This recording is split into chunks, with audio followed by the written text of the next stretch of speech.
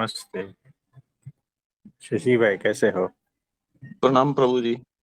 हाँ जी, प्रणाम। तो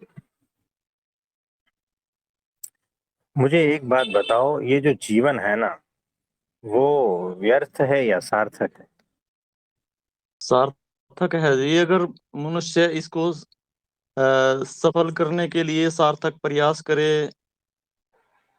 अगर इसको वेस्ट करे, समय को वेस्ट करे और अपना मेन लक्ष्य से भटक जाए, फिर ये व्यर्थ है जी। तो ये संसार सार्थक है या व्यर्थ है? ये भी दोनों है प्रभु जी। यानी आपका कहना ऐसा है कि वो व्यक्ति के ऊपर डिपेंड करता है। जी प्रभु जी। तो यहाँ पर लोग तो ऐसा समझते हैं कि ये जीवन व्यर्थ है। नहीं प्रभु जी, जीवन अमूल्य है और ये सार्थक है यदि उसको भक्ति भाव में लगाया जाए, प्रभु के चरणों में लगाया जाए। जो जिस लक्ष्य की के लिए वो यहाँ जन्म लेकर के यहाँ पे आया है, सब जगह भटक भटक कर, हम्म। और इसी को सफल करने के लिए ही तो ये दिया है। अदरवाइज उसको क्या जरूरत थी, वो किसी और योनि में भी डाल सकता था। हाँ, एग्जैक्टली है। तो देखो, जीवन है ना, एकदम मिट्टी जैसा है। तो जैसे गीली मिट्टी होती है ना, जी। इसमें से आप कुछ भी बना सकते हो। जी प्रभु वो जी। बच्चे बच्चे लोग खेलते हैं ना, तो वो जो आटा बनाया हुआ है, इसमें से आप रोटी बना सकते हो। इसमें से जी। बाटी बनती है। इसमें से पूरी बन सकती है। और इसमें से समोसा भी तो बन सकता है ना। जी प्रभु जी। और क्या बन सकता है उसमें से? तो थेपला बनता है, और बनता है, पराठा बनता है। जी, ब्रेड वगैरह ये सब। हाँ जी। सब सब बन सकता है। आटा है, आटे में से आप कुछ भी बना लो। और नहीं तो वो वैसा ही सड़ जाएगा। जी। कुछ भी नहीं बनाया तो भूख मिटेगी नहीं, वैसा ही सड़ जाएगा। तो आटा पानी डाल के रख दो, 2-4 दिन के बाद में क्या फेंकना पड़ेगा? जी। अगर रोटी बना ली तो पेट भर जाएगा, भूख चली जाएगी, जी तृप्ति प्रभु का जी। एहसास होगा, आनंद आएगा, है ना। जी। मुझे एक बात बताओ कि सामने जो है ना, वो गिटार रखा हुआ है, और आप पूछ रहे हो कि इसमें से सुर क्यों नहीं निकलता, तो आप क्या कहोगे? प्रभु जी, यदि मुझे बजाना नहीं आता तो फिर तो हाँ, मैं यही कहूंगा कि ये बज नहीं रहा है, इसमें से सुर नहीं निकल रहे हैं। हाँ, ऐसा ही है। तो गिटार जैसा है जीवन, मिट्टी जैसा है जीवन, बांसुरी जैसा है जीवन। तो उसमें जो है अर्थ डालने पड़ते हैं, आनंद डालना पड़ता है,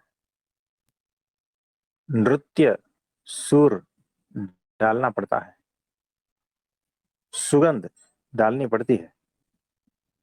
क्योंकि ये वैसा का वैसा है, जैसा एकदम प्योर है, निर्दोष है। जी।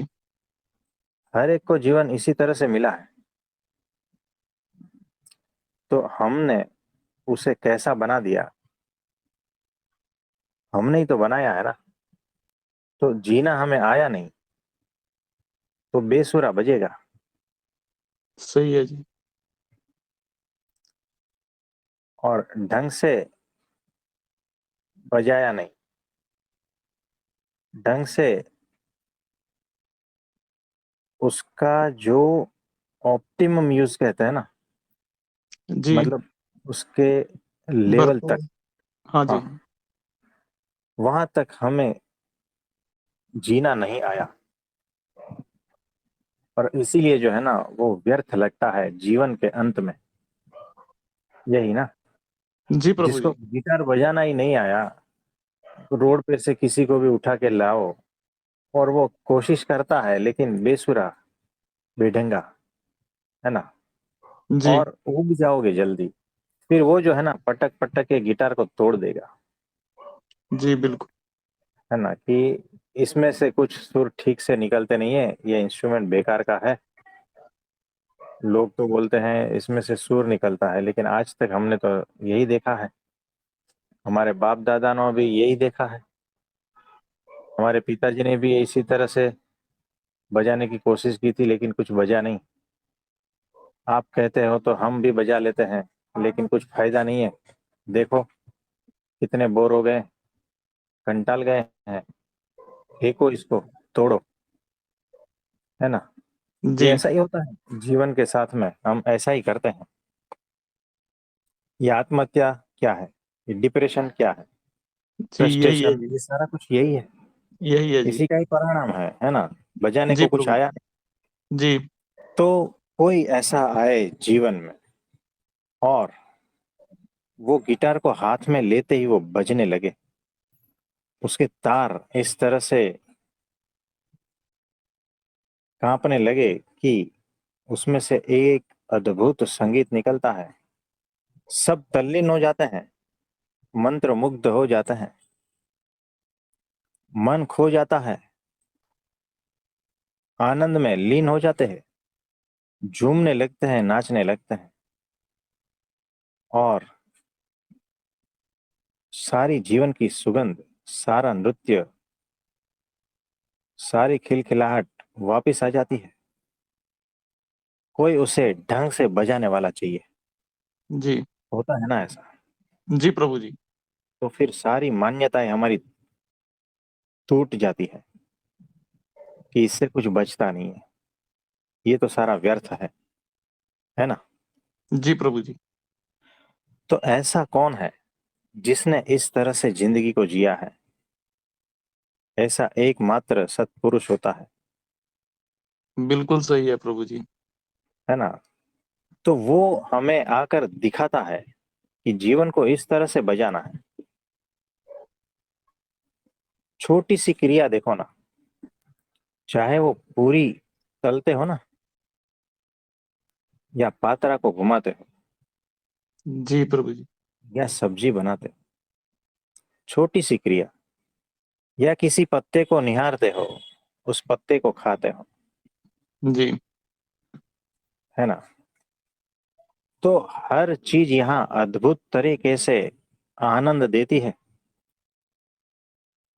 हर चीज यहाँ जैसे वो तार को छूता है ना और आप मंत्र मुग्ध हो जाते हो, वैसे हर क्रिया यहाँ पर जिसने जिसको छू लिया ना, वो हर क्रिया दिव्य बन जाती है ना। जब जी। उसको ढंग से देखोगे ना, फिर सुनने की वो, जैसे सुनने की क्या वो पात्रता भी तो होनी चाहिए ना, जी प्रभु जी। है ना। उसको परखने की पात्रता भी होनी चाहिए।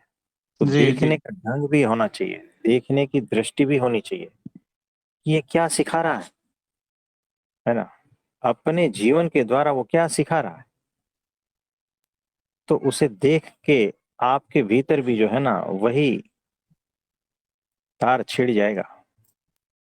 आपके भीतर भी जो है ना उसी प्रकार का संगीत बजने लगेगा, उसी आनंद में आप भी लीन होने लगोगे, सिर्फ देखने मात्र से। तो वो दिखा रहा है जीवन की सार्थकता को, अपने जी। जीवन द्वारा वो दिखा रहा है। जी प्रभु जी। तो ये ऐसा है।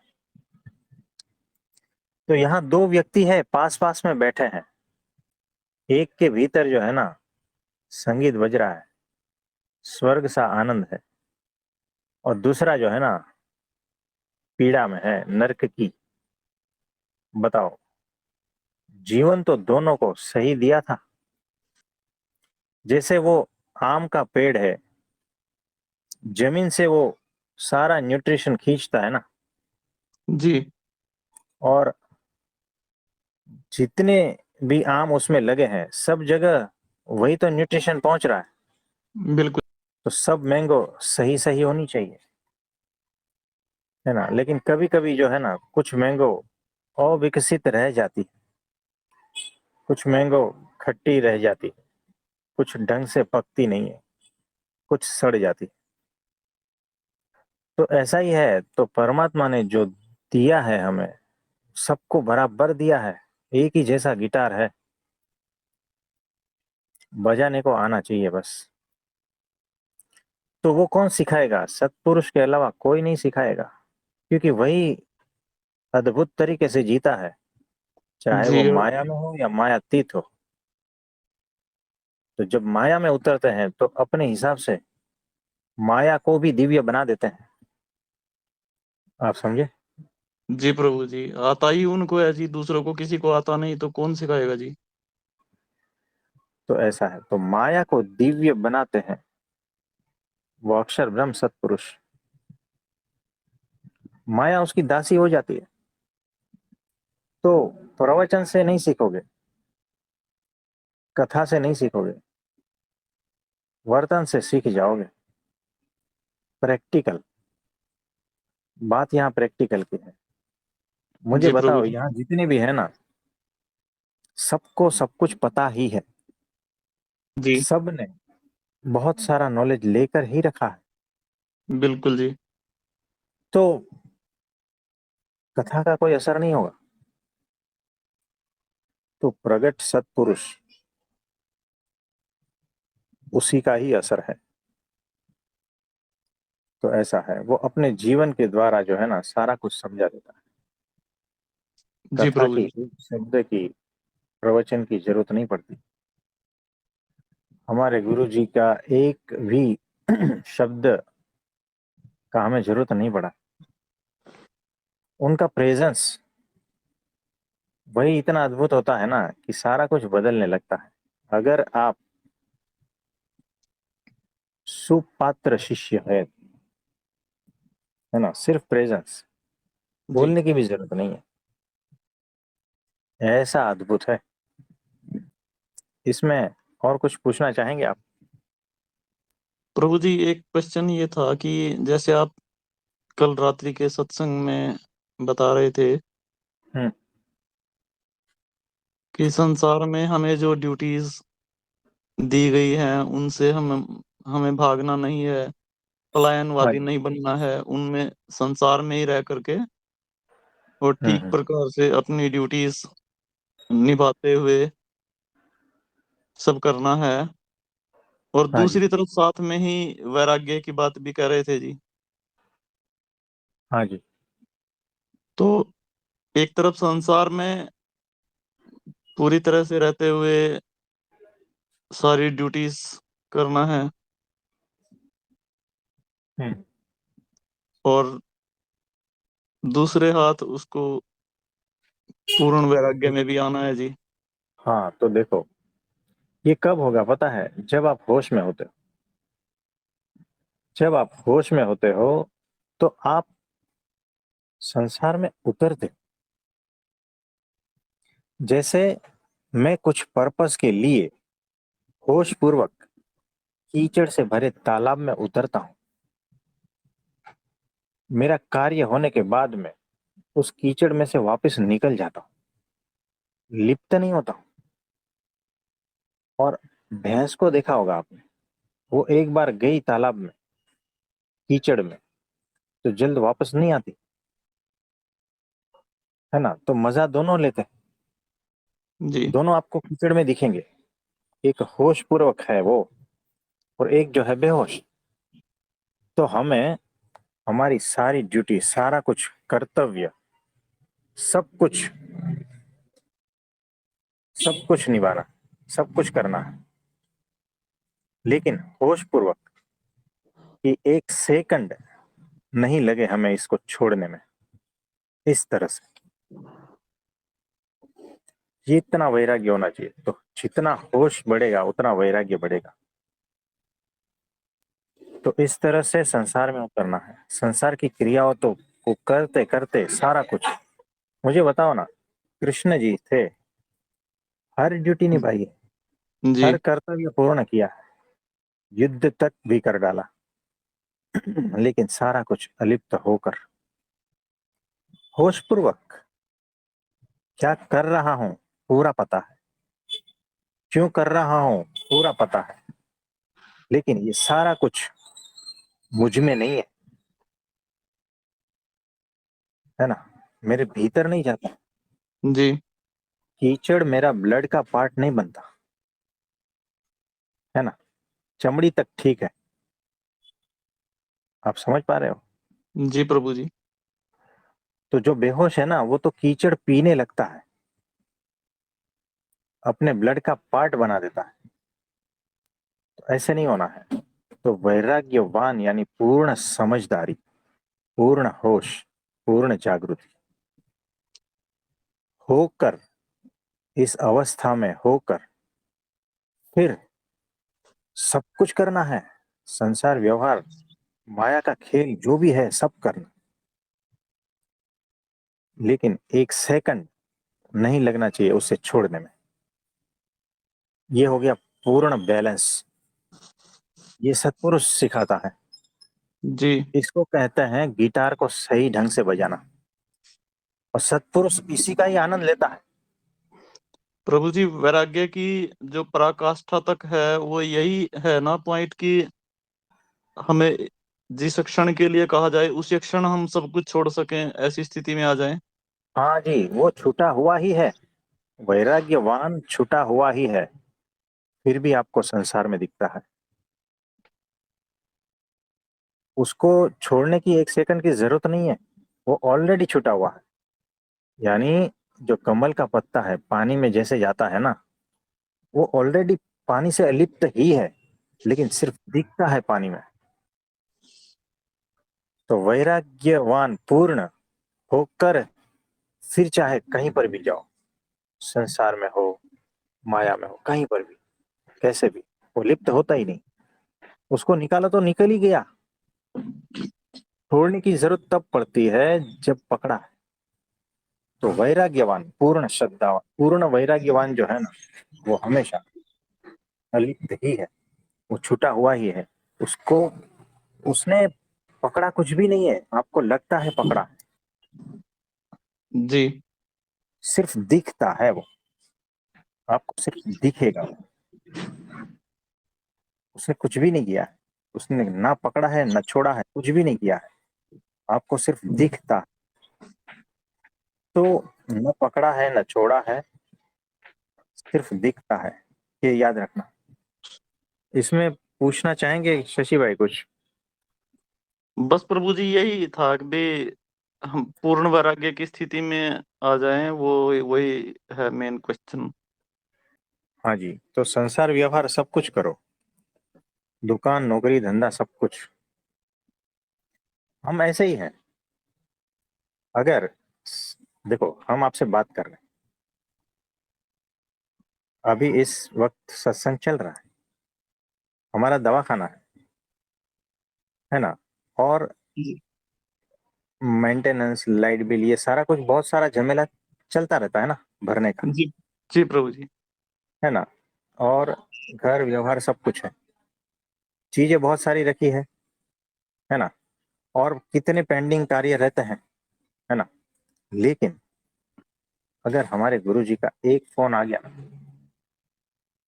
कि आ जाना है, बात खत्म। आ जाना यानी थोड़ा टाइम के लिए नहीं, परमानेंट। तो हम सारा कुछ, ये सत्संग को यहीं स्टॉप करके निकल जाएंगे। फिर दवा खाने का पीछे क्या हुआ हम नहीं सोचेंगे, प्रॉपर्टी का क्या हुआ नहीं सोचेंगे, घर का क्या हुआ नहीं सोचेंगे, वाइफ का क्या हुआ नहीं सोचेंगे, लड़का क्या करेगा नहीं सोचेंगे, बात खत्म। हम इस तरह से रहते हैं, एक सेकंड हमें नहीं लगेगा, जी हम प्रभु। तुरंत निकल जाएंगे। आप समझ पा रहे हो? बिल्कुल प्रभु जी। तो इस तरह से रहो, इस तरह से फिर हम सोचेंगे भी नहीं, विचार भी नहीं है कि अरे अब क्या होगा, उसका क्या होगा, उसका क्या, कुछ भी नहीं, एक विचार भी नहीं आएगा। तो इस तरह से हम इस संसार व्यवहार को चलाते हैं, पूर्ण रूप से चलाते हैं, आनंद पूर्ण चलाते हैं। आपको लगेगा इसी में डूबा है, लेकिन वो बात अलग होती है, वो आप समझ नहीं पाओगे। जब आप उस अवस्था में आओगे तब समझ पाओगे। तो ऐसा है। तो इस तरह से हम यहाँ पर रहते हैं, कार्य करते हैं, सब कुछ करते हैं। तो इसमें कुछ और पूछना चाहेंगे? बस वैराग्य में जो, जैसे इसको कैटेगराइज करें प्रभु जी, हाँ। इसमें मेरे हिसाब से सबसे जो टिपिकल चीज है वो इमोशनल अटैचमेंट है, जिसको जिससे मुक्ति लेनी है। हाँ, वही तो बंधन का कारण है। माइंड, मान्यता है ना, ये सारा हाँ कुछ बंधन का कारण है। तो वहां से छूटा है हम, तो सिर्फ दिखेंगे। तो माइंड से पकड़ना नहीं है, मन से पकड़ना नहीं है। तो जिसका मन अमन हो गया ना, वो पकड़ेगा कैसे, है ना? वो पकड़ जी। नहीं, उसकी पकड़ छूट जाती है। तो ऐसा है। और दूसरी बात कि जो वैराग्यवान है ना, तो आपने देखा होगा वो कभी जंगल में जाता है ना? जी। ठीक है, जाता है, वो उसकी मर्जी। लेकिन वो संसार में रहेगा ना, तो कुछ ना कुछ गड़बड़ हो सकता है, वापस चांस रहता है उसको। आर्ट जिसको कहते हैं ना, कला, माया में रहने की कला आई नहीं। संसार में रहने की जो कला है ना, वो अलग चीज है। तो जो भाग के जंगल में चला गया ना, वो आधा अधूरा है। तो ये भी एक पॉइंट है। जी प्रभु जी। तो हमें यानी कला कि आनी चाहिए। हाँ, संसार में, यानी जीवन में से जो है ना, देखो, वो गिटार में से संगीत उत्पन्न करता है ना, वैसी कला, स्किल, है ना, वो कला जिसको आ गई वही वो बजा सकता है, उसी में से आनंद ले सकता है। तो संसार में, व्यवहार में, माया में रहने की कला, पूर्ण वैराग्यवान होकर वो कला आनी चाहिए। तो सब कुछ बैलेंस है, बहुत सारा म्यूजिक है जीवन में, बहुत सारा आनंद है, लेकिन हमें उस आनंद को उठाना नहीं आता। सीखना पड़ता है ना, गिटार बजाना सीखना पड़ता जी। है ना, वो इंस्ट्रूमेंट ऐसा है। तो जीवन जो है ना, वो भी इंस्ट्रूमेंट ऐसा ही है, कैनवास है।